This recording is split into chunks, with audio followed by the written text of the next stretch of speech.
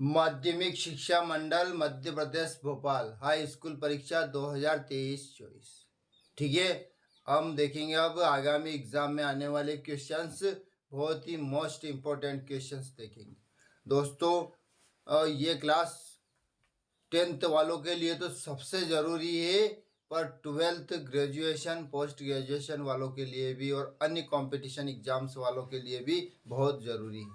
10th वालों के लिए इसलिए ज़रूरी है कि पहले ये पता है ना अपन ने कि 2 पैसेज आते हैं, अनसीन पैसेज। 5 अंक तो अनसीन पैसेज के मिलते हैं, वो भी इस क्लास में करेंगे, मतलब इसी सीरीज में करेंगे हम। उसके बाद में क्या आता है दोस्तों, उसके बाद में आता है नोट मेकिंग, है ना। नोट मेकिंग आता है, टाइटल लिखना होता है, उसके नोट्स लिखने होते हैं, 4 अंक के वो भी आते हैं। ठीक है, 10th वालों, मतलब अनसीन पैसेज 10 अंक के आते हैं, 2 आते हैं 5-5 अंक के। और उसके बाद में आते हैं नोट मेकिंग, जिसमें टाइटल लिखना होता है और नोट्स बनाने होते हैं उसके, तो उसके भी 4 अंक आते हैं। नेक्स्ट क्वेश्चन जब आता है, सेक्शन ए की बात कर रहा हूँ। सेक्शन ए में तो अनसीन पैसेज हो जाएंगे, सेक्शन बी में हो जाएंगे अपने ये नोट मेकिंग। ठीक है ना। सेक्शन बी की बात कर रहा हूँ, और सेक्शन बी में एक और क्वेश्चन रहेगा लेटर राइटिंग। ठीक है ना, लेटर राइटिंग रहेगा, फॉर्मल और इनफॉर्मल। ठीक है ना, तो ये भी 4 अंक का आ जाएगा। तो दोस्तों इस प्रकार से फिर जो लॉन्ग कॉम्पोजिशन होते हैं, जैसे निबंध लिखना, आर्टिकल लिखना, पैराग्राफ लिखना, ये भी आ जाएंगे 5 अंक में, ये भी आते हैं दोस्तों। और फिर आता है picture guided composition. Picture guided composition आएगा, वो भी 3 नंबर का रहेगा। ये सेक्शन बी में इतने आएंगे। और सेक्शन सी में आता है दोस्तों, जो आज देख ही रहे हैं। सेक्शन सी को स्टार्ट कर रहे हैं अपन। फिल इन द ब्लैंक्स और do as directed. Fill in the blanks, do as directed. ठीक है दोस्तों, ये 10 अंक के समथिंग ये आते हैं। ठीक है ना, तो आज 5 अंक पक्के हैं। हर एक सीरीज में, हर एक क्लास में 5-5 अंक आपके मिलेंगे, मतलब 10 से 20 रहेगा, जिसमें पूरा इंग्लिश आ जाएगी, जिसमें लेसन के टेक्स्ट बुक से, पोइट्री से, जिससे भी रिलेटेड क्वेश्चंस रहेंगे उसे भी देखेंगे, और बाकी सारी चीज़ देखेंगे 10th में। मतलब आपको 75 मार्क्स है तो 75 मार्क्स ही आ जाए, ऐसी कोशिश करेंगे हम। ठीक है दोस्तों, सेक्शन डी जो होता है, 4 सेक्शन में आता है ना questions. Section A, section B, section C और सेक्शन डी। तो सेक्शन डी में जो रहेगा टेक्स्ट बुक से रिलेटेड रहेगा। टेक्स्ट बुक्स में long type, short type answer ये रहेंगे, बस 75 मार्क्स मिल जाएंगे। तो दोस्तों इस क्लास को बिल्कुल मिस नहीं करना है। आज स्पेशली 10th वालों के लिए है, 12th वालों के लिए भी हैं। ये ग्रामर पोर्शन है तो 12th वालों के लिए, टेक्स्ट बुक का रहेगा वो जरूर 10th वालों के लिए रहेगा। तो दोस्तों बिल्कुल मिस नहीं करना है, आपको अच्छे से देखना है। ठीक है ना। पहला क्वेश्चन देखो, वो जो डू एज डायरेक्ट और फिल इन द ब्लैंक्स 5-5 अंक के आते हैं ना, उससे हम स्टार्ट कर रहे हैं, क्योंकि हम ग्रामर कर ही लेते हैं। ग्रामर करने के बाद में वो लेटर राइटिंग वगैरह, पैराग्राफ, चित्र द्वारा, मतलब पिक्चर गाइडेड जो भी होता है, वो सारी चीज़ें हम कर लेंगे। आपके भीतर जैसी सोच चलती है, आपके भीतर जैसी सोच चलती है, आप जीवन में वैसे ही बनते हो। आप जीवन में वैसे ही बनते हैं, इसलिए अच्छा सोचिए और अच्छा बनिए। देख लीजिएगा, fill in the blanks, choosing correct options. Choosing correct options 5 अंक में आता है। ठीक है ना। We wear mask in crowded places. ठीक है ना, वी स्पेस है, वियर मास्क कहाँ पहनना चाहिए, क्राउडेड प्लेसेस। तो क्या आएगा इसमें, शुड में आउट, शुड में ऑट, तीनों में से क्या आएगा दोस्तों, हमने बताया है, अच्छे से समझाया है, मॉडल एक्सिलरी वर्ब समझाया है आपको अच्छे से कि कहाँ किसका प्रयोग होता है। तो देख लीजिएगा कि हमें भीड़ भाड़ जो स्थान होते हैं, भीड़ भाड़ वाले जो स्थान होते हैं, वहाँ पर मास्क पहनना चाहिए। ये क्या चीज़ बताई दोस्तों, ये क्या बताई, to express advice and suggestion, moral obligations, request, formal request, यदि ये चीज़ें हैं ना, इतनी सारी चीज़ें, तो हमें शुड का प्रयोग करना चाहिए। तो दोस्तों यह क्या आएगा, should. Way should wear mask in crowded places. तो शुड क्यों आया, क्योंकि यहाँ ये क्या चीज़ है, ये एडवाइस दी है। क्या है, एडवाइस है कि हमें, देखिए हमें क्या है कि किसी भीड़ भाड़ वाले इलाकों में ऐसे नहीं घूमना चाहिए, मास्क लगा कर रहना चाहिए। तो ये क्या सलाह है ना, सुझाव है ना, तो शुड आया।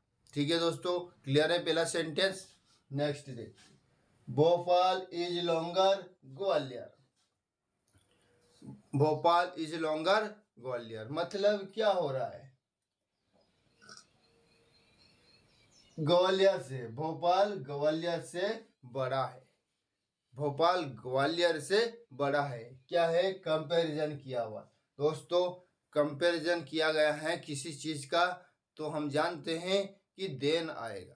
ठीक है ना, दो चीजों के बीच में कंपैरिजन होता है ना, तो किसका प्रयोग होता है, देन का प्रयोग होता है। तो किसका प्रयोग होगा, फ्रॉम टू देन। ठीक है, तो क्या आएगा दोस्तों यहाँ पर, देन। ठीक है, ये एडजेक्टिव आ गए, ये मॉडल, जैसे मॉडल ऑक्सिलरी वर्ब आ गया, और ये एडजेक्टिव आ गया। ठीक है ना, ये से किसी एक ही चीज से रिलेटेड क्वेश्चंस नहीं आएंगे, मतलब सेंटेंस नहीं आएंगे, सबसे रिलेटेड आएगा।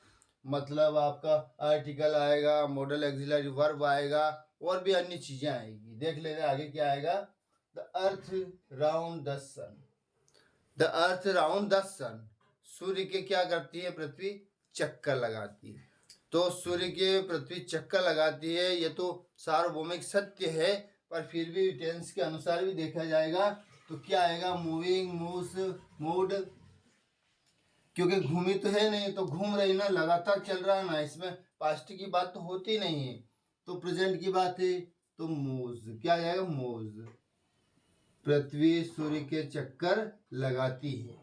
ठीक है, क्या आ जाएगा, मूव्स। ठीक है दोस्तों, अच्छे से समझना है आपको। और ये चीजें वर्ब से, देखो ये मॉडल एक्सिलरी वर्ब से रिलेटेड क्वेश्चंस था, ये एडजेक्टिव से रिलेटेड क्वेश्चंस था, और ये वर्ब से रिलेटेड क्वेश्चंस था।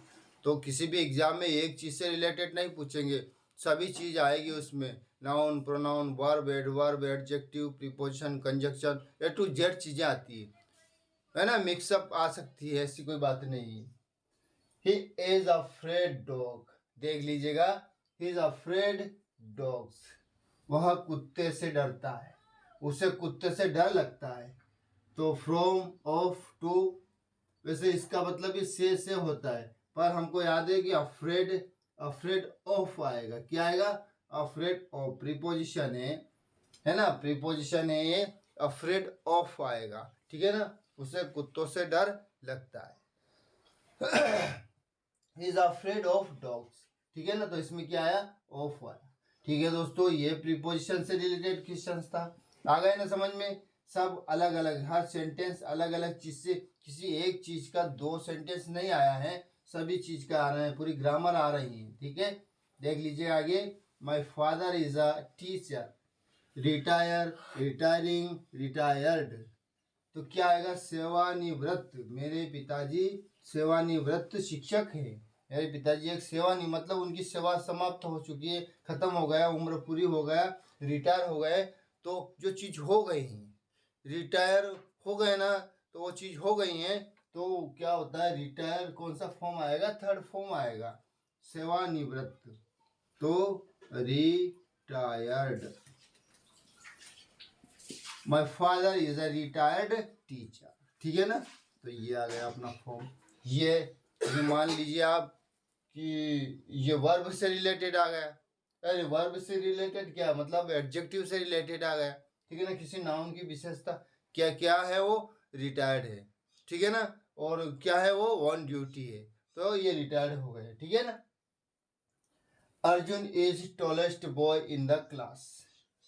अर्जुन नाम का लड़का जो है ना, अर्जुन कक्षा में सबसे लंबा है, अर्जुन कक्षा का सबसे लंबा छात्र है। ठीक है, तो क्या है,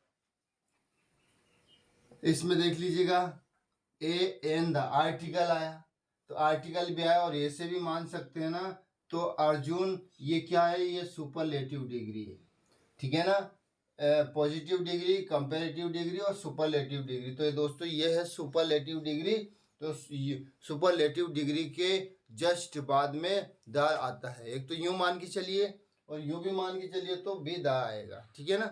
तो क्या आएगा यहाँ, the Arjun is the tallest boy in the class.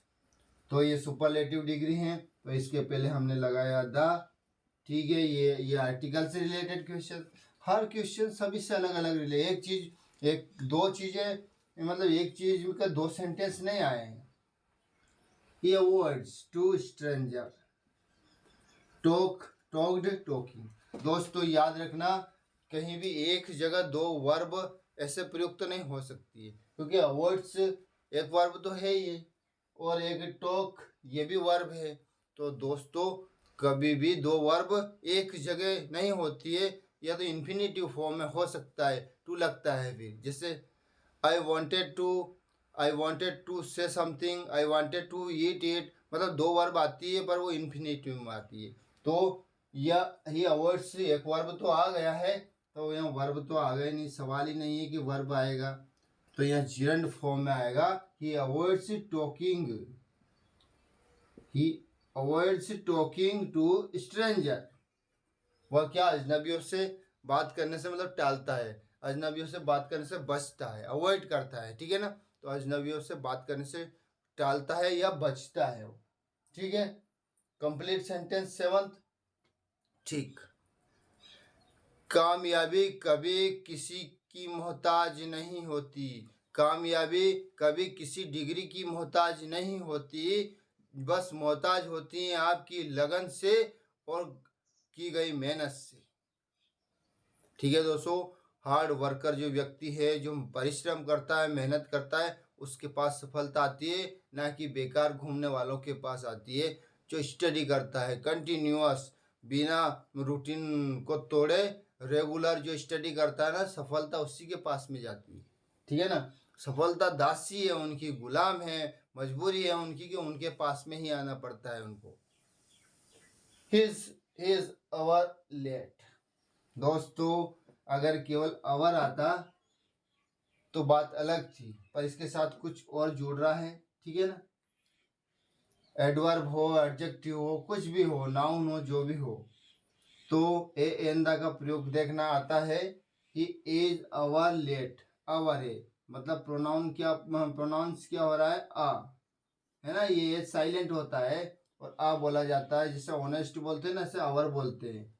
तो अवर लेट, तो आ से प्रोनाउंस हुआ, तो हमें याद है कि यदि कोई भी उच्चारण स्वर से होगा तो उसमें एन का प्रयोग होगा। तो he is an hour late, ठीक है। ये आर्टिकल से रिलेटेड क्वेश्चंस था। 5 अंक पक्के मान के चलिए आप, क्योंकि आप वो चीज देख रहे हैं जो एग्जाम में 100% आएगी। ऐसा कोई आउट ऑफ कोर्स नहीं देख रहे हैं। और आज से तो हम कोर्स से रिलेटेड, टेक्स्ट बुक से रिलेटेड, 10th से रिलेटेड और 12th से रिलेटेड क्वेश्चन ही देखेंगे। एक भी ऐसा क्वेश्चन नहीं देखेंगे जो एग्जाम में नहीं आएगा, ठीक है। ही always on time, he always on time, ठीक है ना। वह समय पर आता है, वह समय पर आता है। तो कम, कमिंग, कम्स। दोस्तों जानते हैं सिंपल प्रेजेंट का है, ही शी इट नेम होगा तो वर्ब में ऐसे ही एस लगेगा, तो क्या आ जाएगा, कम्स। क्या आ जाएगा, कम्स। तो दोस्तों कैसी क्लास लगी आपको? यदि अच्छी लगी है तो प्लीज़ लाइक सब्सक्राइब जरूर कर दें। अब हम स्टार्ट कर दिया, हमने क्या कर दिया, माध्यमिक शिक्षा मंडल Madhya Pradesh Bhopal high school exam और हायर सेकेंडरी एग्जाम 2023-24 का क्वेश्चंस आज से ही शुरू कर दिया है हम।